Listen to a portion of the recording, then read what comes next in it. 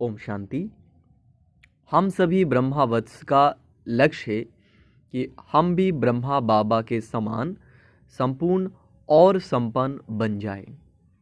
आज ऐसे ही एक पुस्तक के बारे में हम चर्चा करेंगे, जिस पुस्तक का नाम है ऐसे थे ब्रह्मा बाबा। इस पुस्तक में ब्रह्मा बाबा के हर एक गुणों के बारे में विस्तृत चर्चा है। तो आज से इस सीरीज़ को हम चालू करेंगे।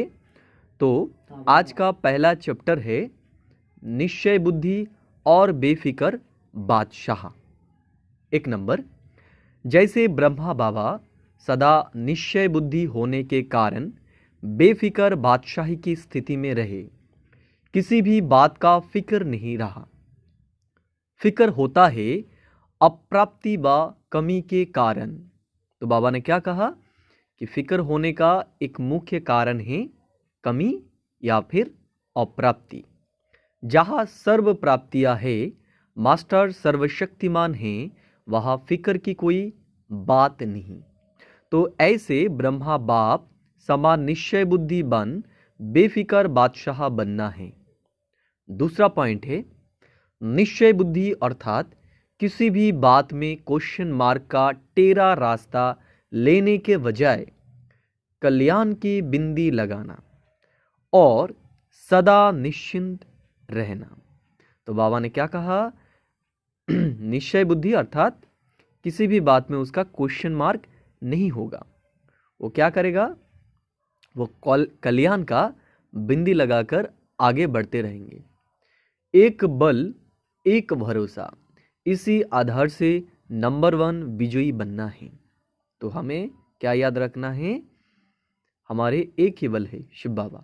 इस स्मृति से हमें नंबर 1 विजयी बनना है, तब बेफिक्र रह सकेंगे। तीसरा पॉइंट, हर जवाबदारी संभालते हुए निश्चय के आधार पर सदा ऐसे समझे कि इहो बाप की जिम्मेवारी है, मेरी नहीं, मैं निश्चिंत हूँ। इससे बुद्धि पर कोई भी प्रकार का बोझ नहीं रहेगा और सदा अचल अढल हर्षित रहेंगे। चौथा पॉइंट, किसी भी परिस्थिति में सदा समर्थ संकल्प में रहना है। तो क्या कहा बाबा ने यहाँ पर कि किसी भी परिस्थिति हो जाए हमें समर्थ संकल्प रखना है। सदा निश्चय रहे कि बाप हमारा रक्षक है, कल्याणकारी है। तो हमें याद रखना है स्वयं भगवान हमारा रक्षक है, वो हमारी कल्याण अवश्य करेगा। किसी भी बात में हमारा अकल्याण हो ही नहीं सकता। तो अभी इस संगम युग में हम ब्राह्मणों का कोई भी अकल्याण नहीं हो सकता। हमें जो अकल्याण वाली बात लग रहा है वही हमारी कल्याण है। तो हमें बेफिक्र रहना है। अभी ऐसे निश्चय बुद्धि बनने से कभी भी व्यर्थ संकल्प व संशय नहीं आएगा।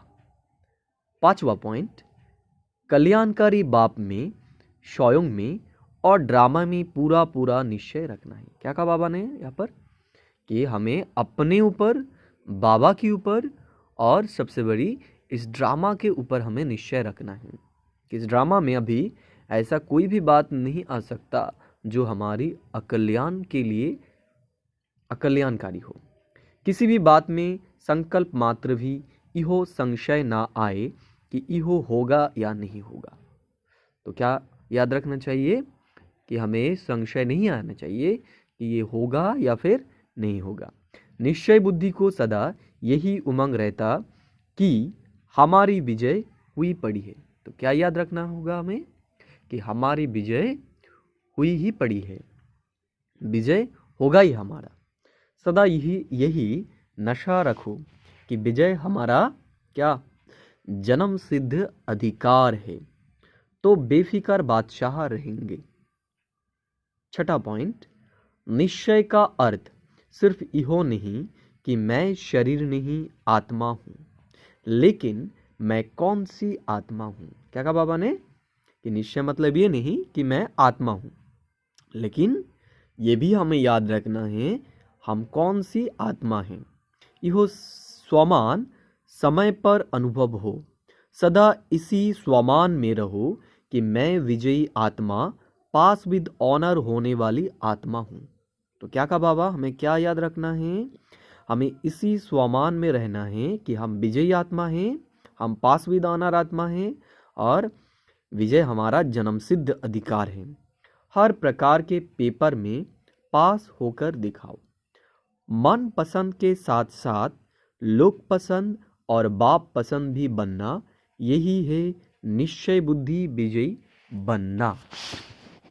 7वां पॉइंट, निश्चय के आधार पर जीवन के हर कर्म में निश्चिंत और निर्माण बन सदा निर्माण का कार्य करो। तो बाबा ने क्या कहा कि निश्चय के आधार पर जीवन के हर एक कर्म में हमें निमित्त और निर्माण बनकर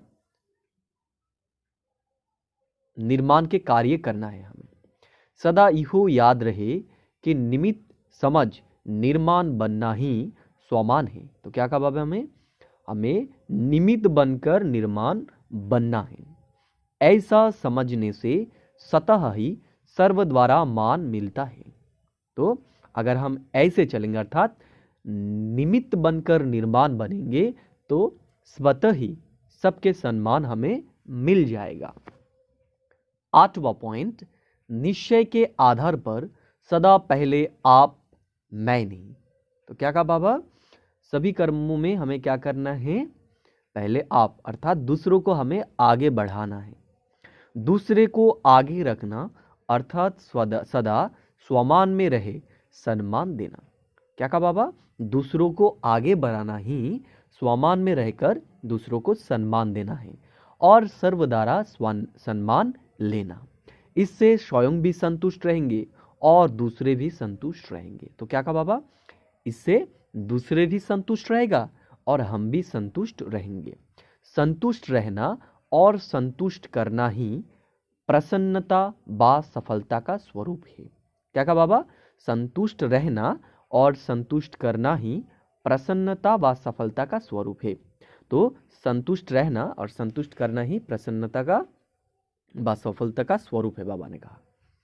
9वां पॉइंट, सदा त्रिनेत्री त्रिकालदर्शी बनकर तीनों कालों को देखते और जानते हुए हर कर्म करना है। तो हमें त्रिनेत्री त्रिकालदर्शी बनकर हर एक कर्म का, तीन कालों का चिंतन करके ही हमें वो काम करना होगा। निश्चय हो कि हर कर्म की सिद्धि अर्थात सफलता हुई पड़ी है। तो हमें निश्चय रखना है कि हम जो भी काम कर रहे हैं उसमें विजय निश्चित ही है।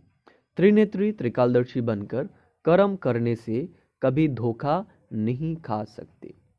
10वां पॉइंट, निश्चय की परख तूफान अथवा विघ्नों के समय होती है। तो क्या कहा बाबा, निश्चय की परख कब होती है? जब तूफान आती है, जब समस्याएं आती है, परिस्थिति आती है, तभी हमारा निश्चय का परीक्षा होती है। तो निश्चय बुद्धि बन विघ्नों को पार करो, कभी घबराना व मूझना नहीं है। चाहे लौकिक संबंधियों द्वारा विघ्न आए, चाहे समाज द्वारा आए, लेकिन हिलना नहीं। तो बाबा क्या कहा, लौकिक संबंधी या फिर समाज द्वारा हमारे सामने कोई भी परिस्थिति आए, हमें हिलना नहीं है। निश्चय हो कि जिसका साथी स्वयं भगवान है उसे कोई हिला नहीं सकता। तो हमारे साथ कौन है? हमारे साथ स्वयं भगवान है, तो हमें कोई भी हिला नहीं सकता। बेफिक्र बादशाह बन अचूल अढल स्थिति में रहो। 11 पॉइंट, निश्चय के फाउंडेशन में 4 स्तंभ है। बाप में निश्चय के साथ साथ अपने श्रेष्ठ स्वमान को, ब्राह्मण परिवार को और इस पुरुषोत्तम संगम युग के समय के महत्व को यथार्थ जानना, मानना और उसी प्रमाण चलना ही संपूर्ण निश्चय बुद्धि बनना है। तो क्या कहा बाबा, हमें 4 विषय पर निश्चय रखना है। क्या क्या? अपने श्रेष्ठ स्वमान के ऊपर कि मैं कौन, मैं श्रेष्ठ ब्राह्मण आत्मा हूँ, मैं ही वो देवता था, इसी स्मृति में रहना है। और दूसरा क्या कहा बाबा ने, ब्राह्मण परिवार के ऊपर, पुरुषोत्तम संगम युग के ऊपर।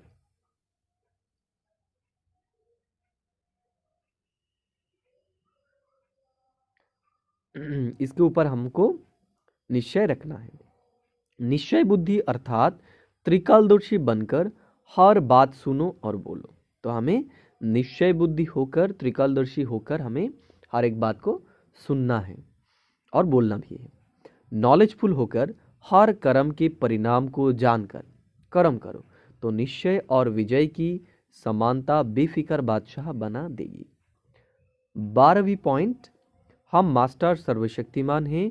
इस निश्चय से स्वयं को मालिक समझकर कर्मेंद्रियों को अपने ऑर्डर में चलाना है, कभी उनके वश नहीं होना है। तो क्या कहा बाबा, हमें मास्टर सर्वशक्तिमान की सीट पर रहना है। याद रखना है कि मैं आत्मा इस शरीर का मालिक हूँ, हमें कोई भी कर्मेंद्रियों के प्रभाव में नहीं आना है। इस निश्चय से सदा स्मृति स्वरूप बनना है। तो स्मृति से ही समर्थि आती है, ऐसे स्मृति से समर्थि स्वरूप तथा स्वराज अधिकारी बनना है। 13वीं पॉइंट, कैसा भी वायुमंडल हो उसे देखकर या किसी के कहने से कभी अपने में, अपने कर्म प्रति में दुविधा ना हो कि पता नहीं मैं राइट हूँ व रॉन्ग हूँ। मन में सदा निश्चय रहे कि मैं सफलता मूर्त हूँ।